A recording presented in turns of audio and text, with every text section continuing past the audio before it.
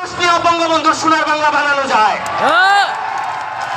আমি নাইমুজ্জামান মুক্তা ভাই আর চেয়ারম্যান কই মিলন আছে। আমি আপনাদেরকে কি বলবো, আমি জীবনে আসি নাই পঞ্চগড়, তবে আজকে আসার পর মুক্তা ভাই আর মিলন যে সম্মান আমাদেরকে দেখাইছে, আমি আর জীবনে পঞ্চগড় ছাড়বো না, সারা জীবনে একবারে লাইয়া ছাড়বো আমি। আর যদি মুক্তা ভাইয়ের আগে আমি মন্ত্রী হই, তাইলে আমি প্রথমবার আইয়া এখানে আপনারা যা চাইবেন তাই দিয়া যাইবো আমি।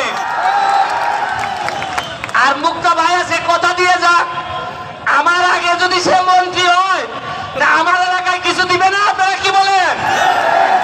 সাক্ষী রেখে গেলাম।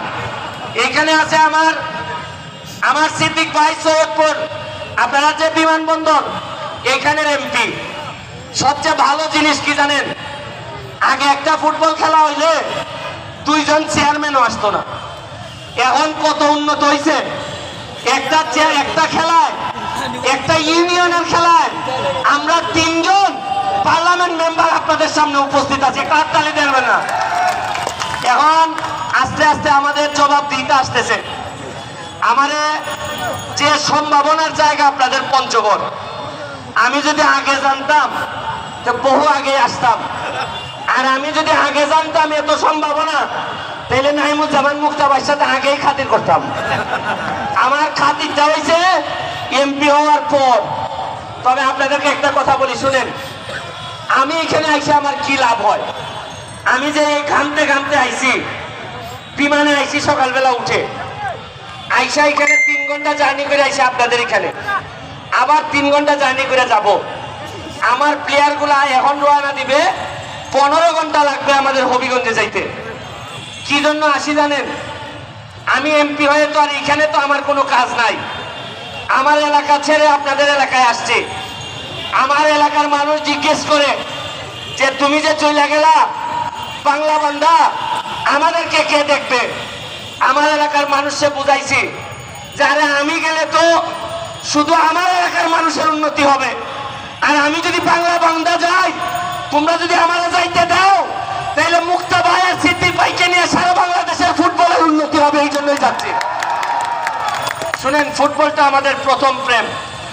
এই ফুটবলটা নষ্ট হয়েছে বইলাই আপনাদের দাঁড়ে দাঁড়ে ঘুরে বেড়াই, এত ঘাম মাটিতে ফেলছে। আমার বিশ্বাস আমার মতো আর কেউ বাংলাদেশের 64টা ডিস্ট্রিক্টে এত ঘাম ফালাইছে কিনা আমি জানি না। আমি আপনাদের জন্য দোয়া করে দিয়ে যাই। আপনাদের যারা ইয়াং আছে, তরুণ যারা আছে, তাদেরকে বলবো আপনাদের জন্য একটা মডেল ক্যারেক্টার আছে। এই মুক্তা ভাই একটা মডেল ক্যারেক্টার, তারে ফলো করেন। কিভাবে এত দূর থেকে উঠে গিয়ে ঢাকায় একটা অবস্থান তৈরি করছে। আপনারা দেখেন সিদ্দিক ভাইকে, আমাদের পার্লামেন্টে 8-10 জন বড় ব্যবসায়ীদের একজন, এবং এত মন ভালো মানুষটা। আমি কি বলবো, এত মন ভালো যে আমার যদি কেউ জিজ্ঞেস করে বোন বিয়া দিলে কাদের মতো লোকরে দিতে হয়, আমি বলবো সিদ্দিক ভাইয়ের মতো লোকরে বোন বিয়া দিতে হয়।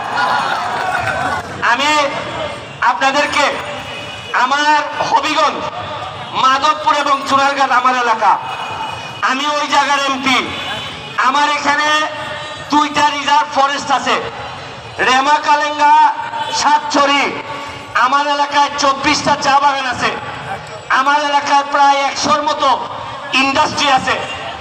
আমি দাওয়াত দিয়ে যাচ্ছি আপনাদেরকে, আপনারা পঞ্চগড়ের তেতুলিয়া এই উপজেলার যে মানুষই যাবেন, শুধু চেয়ারম্যান রে অথবা এমপি সাহেব রে খালি বইলে গেলেই হবে। আপনারা যে যে যাবেন, কে এইখানে যত বিপদ আপদ যা আছে, যদি কিচ্ছু না থাকে আমার নামে খাইয়ে পড়ে চলে আসবেন, কেউ আপনাদেরকে আটকাবে না। খালি বলবেন এই মেয়ে আবার টাকা খুঁজো কেন, আমি ব্যারিস্টারের লোক। কেমনে একটা লোক আপনাদেরকে আটকাবে না। আমি 1 বছরের তাই সময় নিছি। 1 বছর পরে দেখবেন আমার এলাকার আমি কিভাবে সাজাই দেই। আমি মুক্তা ভাইরে অনুরোধ করব, মুক্তা ভাই আপনি আমার এলাকায় আসেন, দেখেন। আমি আপনার এলাকা দেখে গেলাম, আপনি আমার এলাকা দেখে যে সব জায়গায় উন্নতি করলে আপনাদের মনে জায়গা নেওয়া যাবে। আমরা যারা এমপি আছি তারা হয়তো আর কিছুদিন পরে এমপি নাও থাকতে পারি, কিন্তু আমাদের কাজ হইল আপনাদের হৃদয়ে বসবাস করা বাকি জীবন মৃত্যুর আগ পর্যন্ত যাতে সম্মানের সাথে পৃথিবী থেকে বিদায় নিতে পারি, এইটাই আমাদের সকলের ইচ্ছা।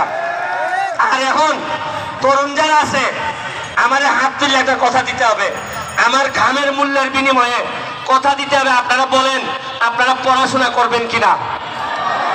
পড়াশোনা করার কারণে আজকে আমি ব্যারিস্টার হয়েছি, ব্যারিস্টার হয়ে আজকে আমি এত দূর আসছি।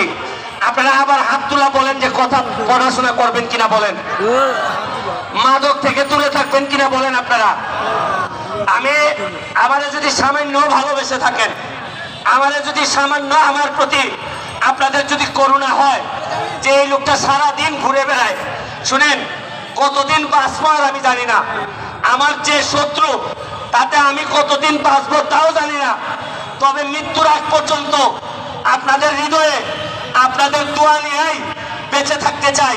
আর আমরা এখানে যারা আছি তারা কথা দিছি এমপি শপথ নেওয়ার পর যে জন্মস্থান হয় সে বাংলাবান্ধা হোক, তেঁতুলিয়া হোক, পঞ্চগড় হোক, সৈয়দপুর হোক, যে জন্মস্থান আমরা পাইছি রিজাইন করার আগে অথবা এমপি থেকে যাওয়ার আগে এর চেয়ে ভালো জন্মস্থান আমরা রেখে যেতে চাই। এটা আমাদের শপথ, এটা আমরা অবশ্যই পালন করব। এই